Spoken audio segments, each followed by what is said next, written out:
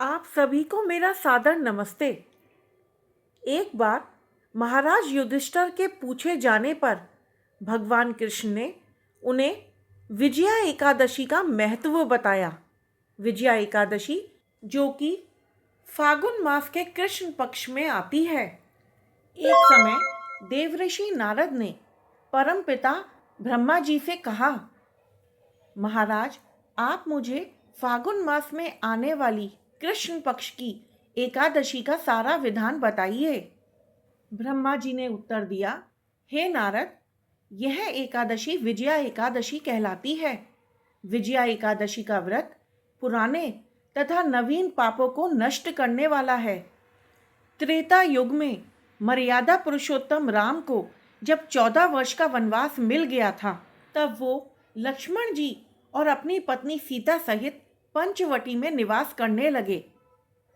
वहां पर जब रावण ने सीता जी का हरण कर लिया, तब यह समाचार सुनकर लक्ष्मण जी और राम जी बहुत ही व्याकुल हो उठे, जिसके पश्चात वो सीता जी की खोज में चल दिए। चलते चलते उन्हें मार्ग में घायल अवस्था में जटायु जी मिले, जिन्होंने उन्हें सारा वृतांत बताया। कुछ समय के बाद उनकी मित्रता सुग्रीव से हुई और फिर राम जी ने बाली का वध किया।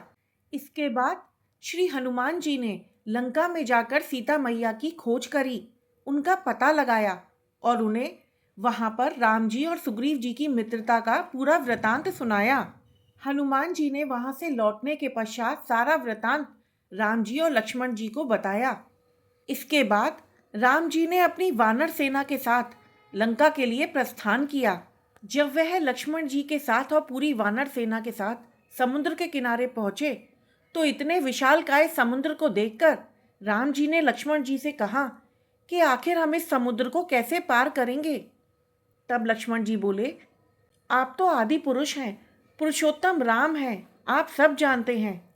यहाँ से कुछ ही दूरी पर कुमारी द्वीप में ऋषि वक्लाभ्य जी का आश्रम है। आप उनके पास जाइए और इसका उपाय पूछिए।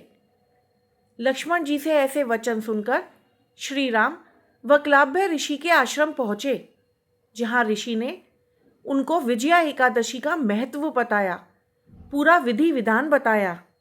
ऋषि बोले, हे मर्यादा पुरुषोत्तम राम, अगर आप विजया एकादशी के व्रत को अपने सेनापतियों के समेत करोगे तो आपको इस युद्ध में विजय अवश्य प्राप्त होगी।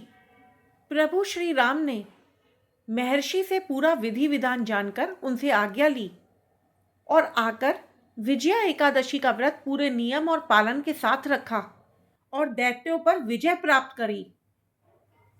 जो भी मनुष्य विजया एकादशी का व्रत पूरे नियम और पालन के साथ रखता है, उसे सभी स्थानों पर विजय प्राप्त होती है। बोलिए, जय श्री हरि विष्णु।